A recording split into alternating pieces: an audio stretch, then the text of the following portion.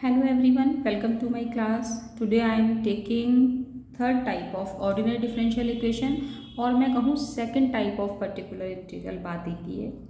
इसमें right hand side में आपका साइन और कोसाइन होता है। फर्स्ट टाइप हमने पढ़ा था जिसमें इक्वल टू में ज़ीरो था, तो particular integral is zero. And first case of particular integral हमने क्या पढ़ा है कि अगर राइट हैंड साइड में एक्सपोनेंशियल टर्म है। थर्ड केस अब हमारा है ये कि राइट हैंड साइड में साइन और कोसाइन है। तो अगर राइट हैंड साइड में साइन और कोसाइन है तो आप क्या करेंगे कि साइन ए एक्स प्लस बी अपॉन में एफ ऑफ डी स्क्वायर, तो ये फंक्शन है जो भी हमारा गिवन है, ये वाला फंक्शन डी स्क्वायर प्लस 4 वो हम यहाँ पुट करते हैं। क्वेश्चन में रिप्लेसमेंट कैसे होता है, कोफिशिएंट ऑफ एक्स ए है तो हम इसको माइनस साइन के साथ ए स्क्वायर पुट करते हैं डी स्क्वायर की जगह।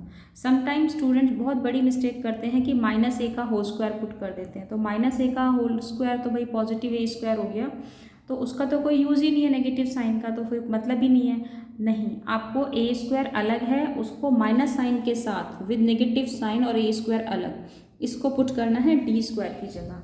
यहाँ पर आप डी को रिप्लेस नहीं करेंगे ए स्क्वायर से, ना ही डी क्यूब को रिप्लेस करेंगे, only D square will be replaced by minus A square. तो अगर क्वेश्चन में डी है या फिर डी क्यूब है तो उसको आपको डी स्क्वायर की फॉर्म में बनाना होगा। तो ये मैं आपको न्यूमेरिकल्स में बारी बारी से क्लियर करूँगी। सेम जैसे साइन के लिए ये मेथड एप्लीकेबल है, कैसे अप्लाई करना है, ऐसे ही कोसाइन के लिए भी cos A X plus B है एफ ऑफ डी स्क्वायर यानी कि फंक्शन है। तो हम क्या करेंगे, डी स्क्वायर को रिप्लेस करेंगे माइनस ऑफ ए स्क्वायर से। तो चलो देखते हैं क्वेश्चन क्या है। Solve D square plus 4y is equal to sine 3x plus cos 2x। Solve है तो C F and P I दोनों चीज़ निकालेंगे। अगर लिखा है find the P I only तो आप सिर्फ पी आई निकालेंगे। चलिए क्वेश्चन का स्टेटमेंट ये है, तो मैंने आपको बताया कि अगर आपको इसका कॉम्प्लीमेंट्री फंक्शन निकालना है तो आपको सबसे पहले इसकी ऑक्सिलरी इक्वेशन बनानी है। ऑक्सिलरी इक्वेशन के लिए क्या करते हैं, हम डी को रिप्लेस करते हैं एम स्क्वायर से प्लस 4, वाई को 1 और इक्वल टू में एज्यूम करते हैं 0। अब इसके फैक्टर क्या होंगे, M square is equal to -4, तो M is equal to plus minus 2i। भाई माइनस साइन का अगर आप रूट लेते हैं तो क्या आता है, आई आता है। तो अब ये कॉम्प्लीमेंट्री फंक्शन का कौन सा वाला पार्ट हुआ, अगर ये रूट कौन सा है, इसके प्लस माइनस से पहले हमने लेट कर लिया सपोज क्या है 0, तो अल्फ़ा की वैल्यू तो हो गई आपकी 0 और बीटा की वैल्यू यहाँ पर हो गई आपकी 2। और हमारा कॉम्प्लीमेंट्री फंक्शन का फॉर्मूला होता है C F is equal to E to the power alpha X फिर C1 cos beta x plus C2 sine beta X. ये मैंने आपको बताया था इन माय फर्स्ट लेक्चर कि अगर आपका ये इमेजनरी रूट्स आते हैं, इमेजनरी रूट्स हैं तो हम क्या लगाते हैं, इमेजनरी के लिए कॉम्प्लीमेंट्री फंक्शन का फॉर्मूला होता है e to the power alpha x C1 cos beta x plus C2 sine beta x. अब अल्फ़ा की वैल्यू देखो, अगर यहाँ पर कुछ नहीं है तो यू विल पुट 0। अगर आपको वैल्यू कैलकुलेट होकर आती है प्लस माइनस से पहले कुछ, तो अल्फ़ा की वैल्यू वही होगी और कोफिशिएंट ऑफ आई जो होता है वो आपका बीटा होता है। तो चलो करो पुट बेटा e to the power alpha की वैल्यू अगर हम यहाँ 0 पुट करते हैं तो e to the power 0x means e to the power 0 and e to the power 0 is 1। किसी की भी पावर अगर 0 है तो वो हमेशा क्या होती है, 1 होती है। तो यहाँ पर तो हम नहीं पुट कर रहे हैं, तो C1 cos 2x plus C2 sign 2x। तो ये हमारा आ गया आपका कॉम्प्लीमेंट्री फंक्शन। अब हम बात करते हैं इसके पर्टिकुलर इंटीग्रल की। तो पर्टिकुलर इंटीग्रल में इसी क्वेश्चन में साइन और कोसाइन दोनों ही हैं, एक साइन भी है और कोसाइन भी है। तो चलो बात करते हैं इसके पर्टिकुलर इंटीग्रल की।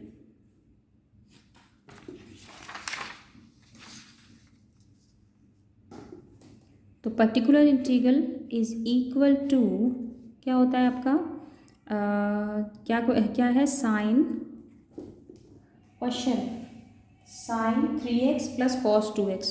तो sine 3x upon D square plus 4 plus cos 2x upon D square plus 4, ये आपका क्वेश्चन है। तो मैंने अगर प्लस माइनस से टर्म प्लस माइनस का मतलब होता है टर्म्स को सेपरेट करना, तो इसमें अलग डिवाइड करेंगे, इसमें अलग डिवाइड करेंगे। रूल दोनों के लिए साइन कोसाइन के लिए सेम है। हमको डी स्क्वायर को रिप्लेस करना है, किससे रिप्लेस करना है, कोफिशिएंट ऑफ एक्स। एक्चुअली इसमें मैंने बताया था ए एक्स प्लस बी की फॉर्म बताई थी। ए किसके बराबर होता है, ए किसके इक्वल होता है, कोफिशिएंट ऑफ एक्स। तो यहाँ पर कोफिशिएंट ऑफ एक्स कितना है 3, तो डी स्क्वायर को रिप्लेस करेंगे -3 के स्क्वायर से, तो इसका मतलब हो गया -9 से।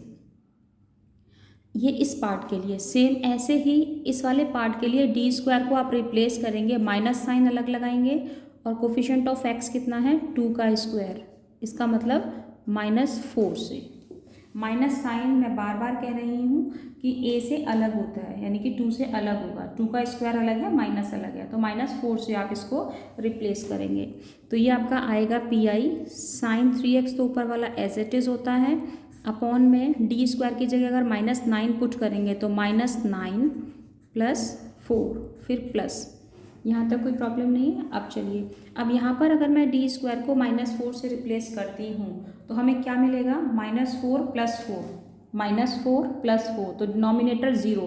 मैंने आपको बताया था कि अगर डिनोमिनेटर 0 होता है तो ये बात आप हमेशा के लिए ध्यान रखिए कि हर एक क्वेश्चन में ऑर्डिनरी डिफरेंशियल इक्वेशन के, whether it is a type of 1, type 2, type 3, किसी भी टाइप में क्वेश्चन है, चाहे वो पॉलिनोमियल फॉर्म है, चाहे वो ट्रिग्नोमेट्रिक फॉर्म है, चाहे वो आपका साइन कोसाइन है, किसी भी फॉर्म में अगर क्वेश्चन है और आपके पास ये फॉर्म बनती है कि डिनोमिनेटर 0 हो रहा है सिंप्लीफिकेशन में, तो आप उसको नहीं पुट करेंगे। तो आपका रूल क्या है कि ऊपर x से मल्टीप्लाई और नीचे वाली टर्म का डिफ्रेंशिएशन। तो इसमें मैं x से ऊपर मल्टीप्लाई करूँगी cos 2x, अपॉन में नीचे वाले का डिफ्रेंशिएशन आपका 2d, 4 का डिफ्रेंशिएशन क्या होगा आपका 0। अब ऑलवेज रिमेंबर, इसमें चलिए पहले इसको सिंप्लीफाई करते हैं, तो ये आएगा आपका -5। अब 1/2 तो मैंने बाहर लिया, x को भी मैंने बाहर लिया, नीचे अगर d आता है सिंगल d, उसका मतलब होता है इंटीग्रेशन, और d अगर ऊपर आता है तो उसका मतलब होता है डिफ्रेंशिएशन। तो d अगर नीचे अपीयर है तो आप क्या करेंगे, इसको इंटीग्रेट करेंगे, किसको, cos 2x को। तो cos 2x का इंटीग्रेशन क्या होता है, sin 2x अपॉन में 2। x को इंटीग्रेट मत कर देना, क्योंकि x cos 2x का तो बाई पार्ट इंटीग्रेशन हो जाएगा, x cos के साथ नहीं था। x हमने इस प्रॉब्लम को जब ये 0 हो रहा था उसको सॉल्व करने के लिए x से मैंने मल्टीप्लाई की, तो इंटीग्रेशन सिर्फ cos 2x का होगा, तो cos 2x का इंटीग्रेशन होगा sin 2x अपॉन 2। तो ये आपका आएगा sin 3x upon -5 plus x/4 sin 2x।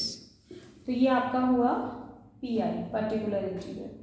अब जो भी हमने ये कैलकुलेट किया है, हमारा फॉर्मूला एक्चुअली होता क्या है, कंप्लीट सॉल्यूशन क्या होता है, कंप्लीट सॉल्यूशन है आपका कि y = CF + PI। तो y = CF हमारा आया था C1 cos 2x plus C2 sin 2x, ये हमारा CF है। और प्लस पर्टिकुलर इंटीग्रल क्या है हमारा ये, तो इसमें हम माइनस है तो आप पुट करेंगे, चलो पॉजिटिव वैल्यू को मैं पहले पुट कर देती हूँ, तो x/4 sin 2x -1/5 sin 3x।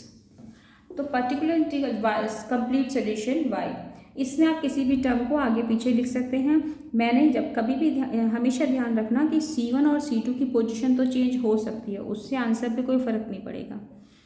Okay, तो ये तो हमारा हुआ साइन और कोसाइन दोनों एक साथ अपीयर हुए इस क्वेश्चन में, और इसमें आपका सिंपली तरीके से भी सॉल्व हुआ, और अगर डिनोमिनेटर 0 हुआ तो उस केस को भी मैंने सॉल्व किया, तो दोनों केस एक साथ ही इसमें सॉल्व हो गए।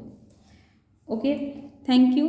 तो नेक्स्ट मैं लेक्चर में आपको एक्सप्लेन करूँगी polynomial form, how to solve polynomial problem.